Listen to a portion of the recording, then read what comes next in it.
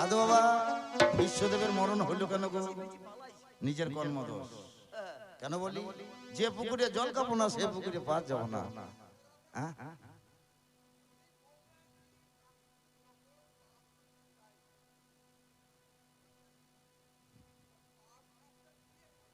কে করায়? কুরুক্ষেত্রের মাঠ ধর্ম মাঠ। তাহলে তুমি আছো বর্তমান। ওনার বক্তব্য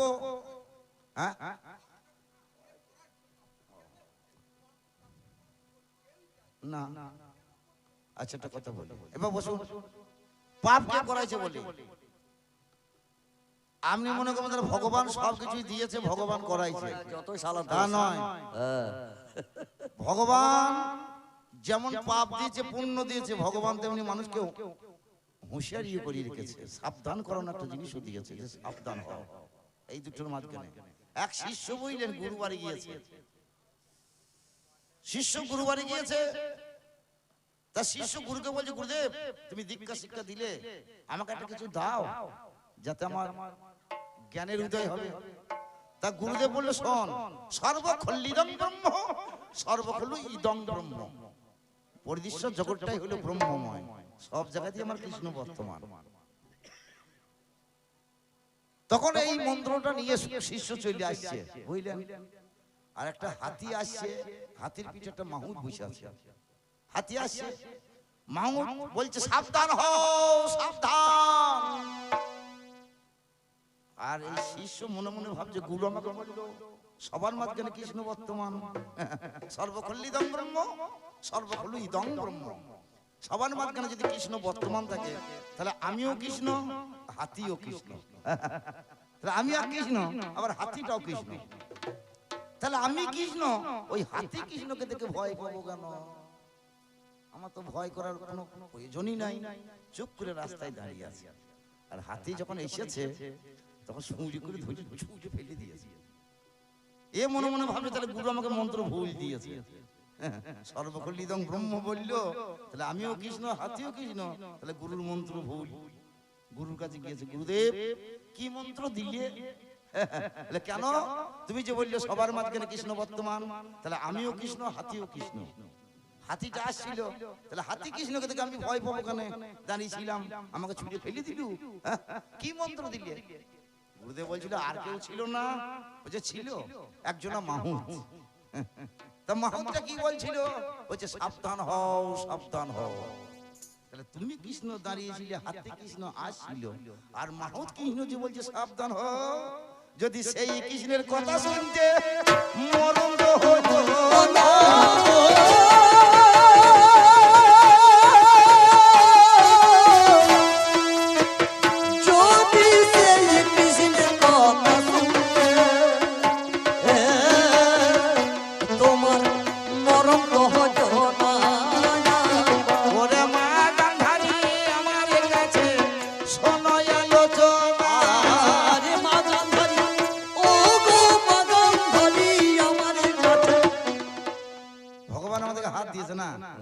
হাত দিয়ে শুধু টাকা রোজগার করার জন্য, দুটো খাওয়ার জন্য, তাহলে কিসের জন্য?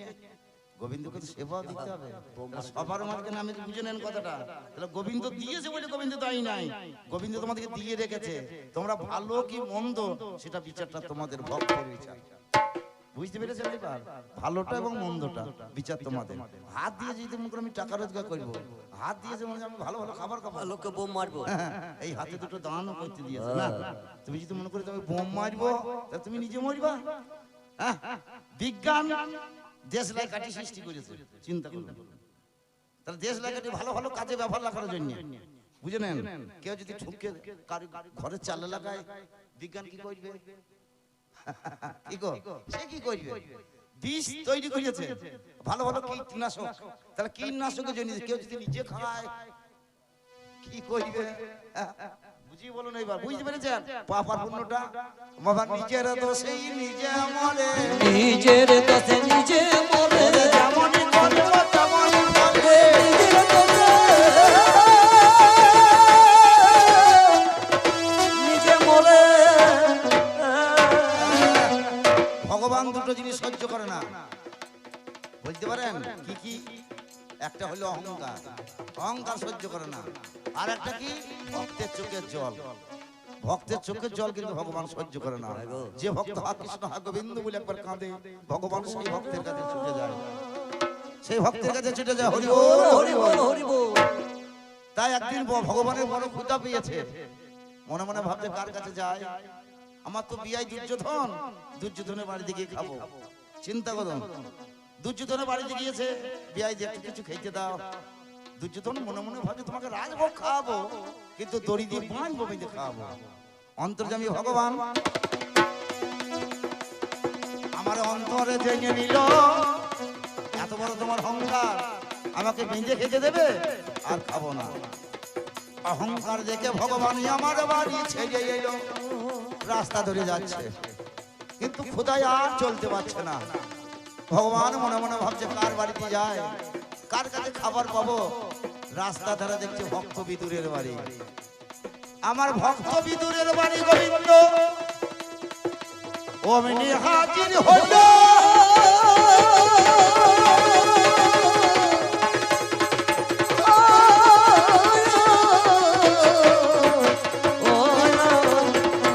ভক্ত বিদুরের বাড়িতে গিয়েছে, ভক্ত বিদুর বাড়িতে ছিল না, তার স্ত্রী না হলো পরাশরী, পরাশরী বাড়িতে ছিল।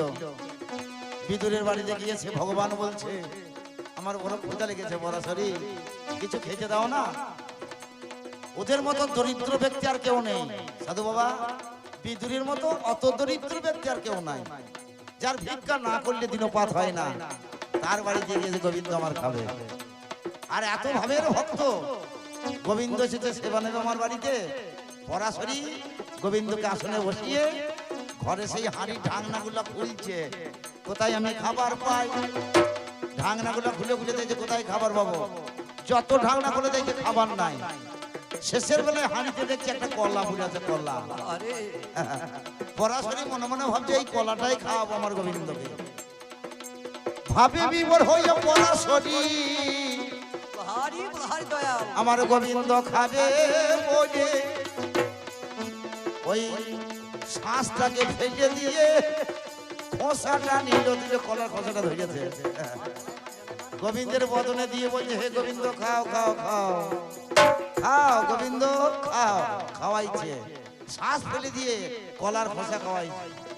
আর বিদুর বাড়ি এসেছে, বিদুর বাড়িতে এসেছে, পরাশরী কি করছো তুমি, ভগবানের মুখে কলার খোসাটা তুলে দিচ্ছ, ছি তোমার লাজ লাগে না? ভগবান বলছে বিদুর, বিদুর আমি আমি যাত্রার বাড়ি যাই না রে বিদুর, আমি যাত্রার বাড়ি যাই, আমি যাত্রার বাড়ি যাই না রে বিদুর, যার তার বাড়ি যাই। আমি যাত্রার বাড়ি যাই না রে বিদুর, আমি যার তার বাড়ি যাই। আমি যাত্রার বাড়ি যাই না, আমি যার তার বাড়ি যাই। আমি যাত্রার হাতে খাই না রে বিদুর, আমি যার তার হাতে খাই। আমি যাত্রার হাতে খাই না রে বিদুর, যার তার হাতে খাই। আমি যাত্রার বাড়ি যাই না রে বিদুর, আমি যার তার বাড়ি যাই। ভগবানের ঘাড়ে দোষটা কি চাপিয়েছে আমাকে একটু বলুন তো, কি কি দোষ দিল সাধু বাবা মনে আছে? একটা মনে আছে তুমি ভীষ্মকে অন্যায় করে মারলে, সেই ভীষ্মকে বধ করলে। ভীষ্মকে ভগবান কৃষ্ণ বধ করেছিল না কর্ম ফেরে মূল্য? দেখুন, যে পুকুরে জল খাবো না সে পুকুরে পার যাবো না। ভীষ্ম তো বিয়ে করবে না, তো ভাইদের জন্য না কলাইতে গেল কেন? যেদিন কাশীরাজ তার কন্যার স্বয়ম্বর সভা, সবাই দেশে দেশে সবাইকে নিমন্ত্রণ দিল, আর এই কুলুকুলে দিল না। কুলুকুলে নিমন্ত্রণ দিয়েছিল, আপনারা জানেন বিনা নিমন্ত্রণে গুরু বাড়ি যাবো না, কোনো দিন যাবো না। সবাই নিমন্ত্রণ পেলো গেল, আর এদেরকে নিমন্ত্রণ দেয়নি। কিছু বলছেন দাঁড়ান, কিছু বলছেন ভালো করে, আমি খুব টাটকা খরিদ্দার, আমি টাটকা প্লেয়ার, কিন্তু কারো কিছু যদি মনের সংশয় থাকে, উৎসুকতাকে বলবেন, অবশ্যই বলবেন, চেষ্টা করবো সব না জানতে পারলে কিছুটা চেষ্টা করবেন। আমার মাঝখানে কোনো লাইন জুত আছে দেখুন, গানটা আছে নাকি? যেমন জিজ্ঞাসা তেমন গান, যেমন তোমার জিজ্ঞাসা তেমন আমার গান। এর মধ্যে কারো যদি জানা থাকে আমাকে বলুন না, উঠে বলুন, আমি চেষ্টা করে দেখবো যে পারি কিনা। এই পর্যন্ত। তবে ওর যেদিকে আলোচনা গেছে সেই মুখে আমাকে দেখতে হবে। কবি গান তো কিছু করার নাই, ওর কথা করে আমার ফেলার পাই নাই। বিশ্বদেব বিনা নিমন্ত্রণে চললো সেই কাশী রাজার কন্যার স্বয়ম্বরে। আচ্ছা নিমন্ত্রণ দিল না, গেল, আবার গেল ভাইদের জন্য। বীর্য শুল্ক পানের দ্বারা কাশীরাজকে পরাস্ত করিয়ে 3টে মেয়েকে জোর করে তুলে নিয়ে এলো। নিয়ে এসে দুটো ধ্বজভঙ্গ ভাই যাকে বলা হয়, বিচিত্র বীর্য আর চিত্রাঙ্গ, 2 বোন বিয়ে করলো, অম্বিকা আর অম্বালিকা। অম্বা বলে আমি বিয়ে করবো না। বিশ্বদেব বললো কেন? বললো আমি একজনের বাগদত্তা। সে কে? সে হলো আমার শল্যরাজ। কথা দাও আস। বললো বেশ, যাও, চলে যাও। শল্যরাজের কাছে গেল অম্বা, যে তুমি আমাকে গ্রহণ করো। শল্যরাজ বলো না, পর পুরুষে পানি গ্রহণ করেছে মানে হাত ধরে যা, তোমাকে গ্রহণ করবো না, প্রত্যাখ্যান করে দিল। ফিরে এলো বিশ্বদেবের কাছে, বিশ্বদেব তুমি আমার পানি গ্রহণ করার জন্য আজকে বিশ্বদেব আমাকে শল্যরাজ প্রত্যাখ্যান করলো, তুমি আমাকে গ্রহণ করো। বিশ্ব বললো আমি চিরব্রহ্মচারী, আমি বিয়ে করবো না, প্রতিজ্ঞাবদ্ধ। তাহলে দেখো তোমার জন্য আমার এই নারীত্ব নষ্ট, আমাকে তো মরতেই হবে, কোনো উপায় নাই। তবে আমিও মরবো, মরার আগে তোমাকে বলে যায়, আগুন সাজাইল, ছাপ দেওয়ার আগে বলেছিল আমি তোমার মৃত্যুর কারণ হব। বলুন তো, এইবার যুদ্ধ শেষ হয়ে গেল, তবু বিশ্বদেব মরেনি, মরেছে 58 দিন বেঁচে ছিল। কেন? ওই অভিশপ্তের জীবন তার মাথায় চেপে আছে। ওই শিখণ্ডী, ওই অম্বা শিখণ্ডী রূপে এসে দাঁড়াইলেন, তবে বিশ্বদেব মারা গিয়েছিল। বলো, যেমন কর্ম তেমনই ফল, যেমন কর্ম তেমনই ফল, যেমন কর্ম তেমনই ফল, যেমন কর্ম তেমনই ফল, শোনায় আমার ওরে যেমন কর্ম তেমনই ফল। আচ্ছা ছেলেগুলো মূল্য কার দোষে? কর্ম দোষে। কেন বললাম? মা তোর একটা কর্ম আগের জন্মে ছিল। কর্ম হলো 3 প্রকার, একটা সঞ্চিত কর্ম, একটা প্রারব্ধ কর্ম, একটা ক্রিয়মান কর্ম। সঞ্চিত কর্ম আমার সঞ্চয় করার কর্মটা, আগে যদি আমি সঞ্চয় করে থাকি তার জন্য একটা ফল পাবো। প্রারব্ধ কর্ম কাল করেছি আজকে ফল, আর ক্রিয়মান কর্ম আজকেই ফল। আজকে আমি গান করছি, টাকা নেবো, বাড়ি চলে যাবো সঙ্গে সঙ্গে। এই সঞ্চিত কর্মের একটা দোষ ছিল এদের। এই গান্ধারী আর ধৃতরাষ্ট্র, আগের জন্মে গান্ধারী আর ধৃতরাষ্ট্র দেবা ছিল। ওরে ব্যাধি আর ব্যাধিনী জানেন শুনি দল। এক জন্মে গান্ধারী আর ধৃতরাষ্ট্র ব্যাধ আর ব্যাধিনী ছিল। এই ব্যাধ আর ব্যাধিনী মনে স্বীকার করতে গিয়েছিল। এক কপতিনী আর এক কপট একটা বাসায় 100টা ডিম পেরিয়ে কপতিনী তাকে বাচ্চা ফোটাবে।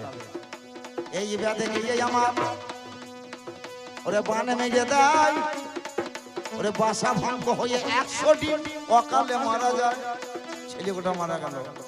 কপতিনী অন্য ডালে উড়িয়ে গিয়ে বললো, ব্যাধ আমার অকালে 100টা ছেলে মেরে দিলি, আমি অভিশাপ দিচ্ছি, তোরও একদিন না একদিন 100টা ছেলে অকালে মরবে। বলুন, ভগবান সব জানে, যেমন কর্ম তেমন ফল। একবার ভেবে দেখ না মনে, আর চোখের জল ফেলাইলে মা গো কাকে হবে কেন? তুই যেমন করিয়ে রেখেছিস তেমনি পেলি মা, করে রেখেছিস তেমনি পেলি মা। ওরে এর জন্য আমার কোনো দোষ যেমন নাই। করেছিস তেমন পেলি মা। তাহলে ভগবান অহংকারকে পছন্দ করে তুমি না। ভাই। হ্যাঁ, শেষের কথা তোমার কাছে। ও ভাই আমি বলে যাই, এই অহংকারে গোবিন্দ ভালোবাসে না, দুটো জিনিসকে পছন্দ করে না। একদিন নারদ মুনি ভগবানকে বলছে, ঠাকুর আমি সব সময় নারায়ণ নারায়ণ নারায়ণ করি, আমার সে কে ভালো ভক্ত? ভগবান মনে মনে ভাবছো, এতদিন ভালো ছিল, আজকে তোমার অহংকার জাগরণ হয়েছে। ছলনা করে গোবিন্দ একদিন আমার ধুলায় পড়ে গেল। এবার নারদ মুনি গোবিন্দের নিকটে দাঁড়ালো, ঠাকুর ওরে আজ কেন ধুলাই পড়িয়ে বলো জনার্দন, ওরে তোমার কাছে সত্য কথা শুনি বিবরণ। ভগবান বলে, ওরে নারদ আমার মাথাতে যন্ত্রণা, আরে আর আমি এ যন্ত্রণা সইতে পারি না। এ যন্ত্রণা ভালো হবে কি করে? ভগবান বলছেন নারদ রে, যদি কোনো ভক্ত তার পদরেণু আমার মাথায় এসে দেয়, আমার যন্ত্রণাটা ভালো হয়ে যাবে। নারদ তুই তুই আমার বড় ভক্ত, ওরে আছিস চরাচরে, ওরে তোরে পায়ে ধুলো একটু দে নাই আমারে। ওরে নারদ ভাবে যদি আমি ওরে পদ ধুলি দেব, বিনিময়ে আমার পায়ে কুষ্ঠ ব্যাধি পাবো, দিতে পারবো না, না দিলে ভগবানও বাঁচবে না। এত চিন্তা করে নারদ মুনি আমার স্বর্গ পুড়িয়ে যায়, ওরে দেবতাদের নিকটে দেখিয়ে সে দাঁড়ায়। ওরে দেবতারা বলে নারদ বলো তুই আমারে আজ কেন বনিত এই স্বর্গ পুড়ে? নারদ বলে ভগবানের মাথাতে যন্ত্রণা, আজ বুঝি ভগবানের প্রাণেতে বাঁচবে না। দেবতারা বলে নারদ বলো আমার ঠাই এই কেমন করিয়া সেটি উঠবে সামনে দয়াময়। এবার নারদ বলে যদি ভক্তের পদ ধুলি পাবে, ওরে তাহলে গোবিন্দ রোগ ভালো হবে। ওরে এই বলে দেবতারা আমার নারদকে কয়, ওরে পাইয়ে তোদের কুষ্ঠে কুষ্ঠ হবে শোনাই আমার ঠাই। ভগবানের মাথায় যদি পদ ধুলি দেব, বিনিময়ে আমরা সবাই কুষ্ঠ ব্যাধি পাবো, আমরা সবাই ভগবানের ধুলো তো দেব না। ওরে আমার নারদের হয়েছে ভাবনা। এই বলে নারদ মুনি কোনখানেতে গেল, বৃন্দাবনের মাঝে আমার উপনীত হইল। যমুনার ধারে নারদ অমনি দাঁড়ায়, রাধা সহ গোপিনীরা সেইখানেতে যায়। রাধা বলে নারদ মুনি বলো তুই আমারে আজ কেন মনির বদন দেখিলাম তোমারে? নারদে বলে রাধা আমার কাছে যায়, ভগবানের মস্তকেতে বড় ব্যথা হয়। রাধা বলে গোবিন্দ কেমন সারিবে, বলো বলো নারদ মুনি বলো তুমি ভেবে। সেই সময় নারদ মুনি বলিতে তখন, যদি কোনো ভক্ত ধুলো পাইবে এখন, তাহলে ভগবানের রোগে ভালো হবে। যায় রাধা বলে আর কি দেখছো তুমি ভেবে, যত লাগে ধুলি আমরা দেবো যে সবাই। দাও দাও নামা বলি দাও তুমি ভাই, দাও দাও নামা বলি দাও তুমি পেয়ে, যতই আমার লাগবে ধুলো দেবো সবাই ছেড়ে। নারদ বলে রাধা রানী ওই কথা বলো না, তোমার পায়ে কষ্ট হবে তুমি কি জানো না? রাধা বলে হে ভগবান সাহেব, ওগো আমার নারদ মুনি তোমার কাছে গায়, পায়ে কষ্ট হলেই আমার কোনো ক্ষতি নাই। এই যে মধ্যে কদম বৃক্ষ করণী রক্ষণ, গোড়া যদি আমার ধরিবে পচন, তার ফলে লতা পাতা সবে মারা যাবে।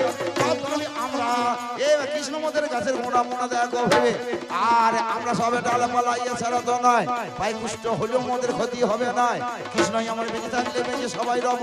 ওগো আমার নারদ মুনি মনে একটু ভাবো, দাও দাও নামা বলি দাও তুমি পেরে, যত ধুলো লাগবে আমরা দেবো সবাই ছেড়ে। এই বলে নামা বলি নারদ মুনি দিল, কবি সহ রাধা রানী সেখানেতে গেল, নিচে নিচে পায়ে ধুলো ছেড়ে দিল ভাই। ওই ধুলো নারদ আমার বগলেতে নেয়, যেখানেতে ভগবানের শয়নেতে ছিল, অন্য রেণু আমার মাথায় ঢেলে দিল, গোপীদের রেণুই আমার মাথায় ঢেলে যায়, ভগবানের রোগে হতে এমনি সেরে যায়। নারদ বলে ভগবানের বলো তুই আমারে কেমন করিয়া সেরি উঠলে বলো প্রকাশ করে। সেই সময়ে ভগবান নারদকে কয়, এক ছাড়া গোবিন্দকে চেনা বড় দায়, ভক্তি প্রেম ছাড়া চেনা তো যাবে না। ও কয় আমার নারদ মুনি তুমি তা জানো না, এই রকমের তাকে যারা মানুষের রয় তারাই আমার কৃষ্ণ। ভগবান দাই তোর হরি বল হরি বল হরি বল। বাহ বাহ বাহ, খুব ভালো ভালো। যা মাননীয় জনগণ,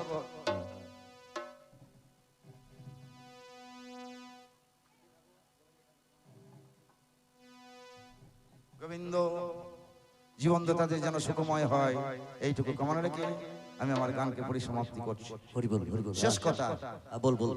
মা একটা অভিশাপ দিয়ে গেছে, হে গান্ধারী, গান্ধারী মা আমায় অভিশাপ দিয়েছে, হে কৃষ্ণ আমার 100টা ছিল অকালে মূল্য ঠাকুর, আমি সুখ শান্তি পেলাম না, চোখের জলে ভেসে গেলাম। অকালে 100 ছেলে যেমন তুমি মারলে, আমার কুরুবংশকে তুমি ধ্বংস করলে, আমি যদি সতীসাধ্যা পতিব্রত নারী হয়ে থাকি, তাহলে তোমারও একদিন না একদিন 56 করে যদি বংশ ধ্বংস হবে হবে হবে। এই অভিশাপ ভগবান মাথায় চাপিয়ে না নিতেও পারতেন, এই অভিশাপ ভগবান মাথায় চাপিয়ে না নিতেও পারতেন, কিন্তু গান্ধারী দুঃখ পাবে। তাই ভগবান বললেন, মা গো তুমি যে অভিশাপ দিলে, তোমার অভিশাপটা আমি নিজে মাথায় করে চাপিয়ে নিলাম। ভক্ত আনন্দ পেলে তবেই তো ভগবানের আনন্দ, ভক্তকে দুঃখ দিতে কোনোদিনও যায় না। তাই গোবিন্দ মাথায় করে নিলেন। আমরা জানেন দাপর যুগ যখন শেষ হয়ে গেল, ভগবান নিম্বিক্ষে বসে আছে, আর নীল ব্যাত ভগবানের পদতলে বাণবিদ্ধ করে গোবিন্দকে শেষ করেছিলেন। এইখানে যদুবংশ শেষ হয়ে গেল। ভগবান কেন এসেছে এই কুরুক্ষেত্রের মাঠে? কারণ আছে। একদিন ধরা দেবী কাঁদছে, ভগবানের কাছে ভক্ত কাঁদছে। ধরা কে? এই বসুমতী মা। হে গোবিন্দ, তুমি আমাকে রক্ষা করো, উদ্ধার করো। আমার বুকে এত পাপ চেপেছে ঠাকুর, এই পাপ আমি বহন করতে পারছি না, তুমি আমাকে রক্ষা করো, উদ্ধার করো। ভগবান বলেছিল, মা ধরা, তোমাকে উদ্ধার করার জন্য তোমার বুকে আমি যাব। সমস্ত দেবতাকে গোবিন্দ ডেকেছিল যে চলো মাকে উদ্ধার করার জন্য, কি আমার সাথে যাবে? কোন দেবতা রাজি হয়নি। হয়েছিল দুজন, একজন হলো কলি আর একজন হলো শনি। শনি হলো শকুনি আর কলি হলো দুর্যোধন।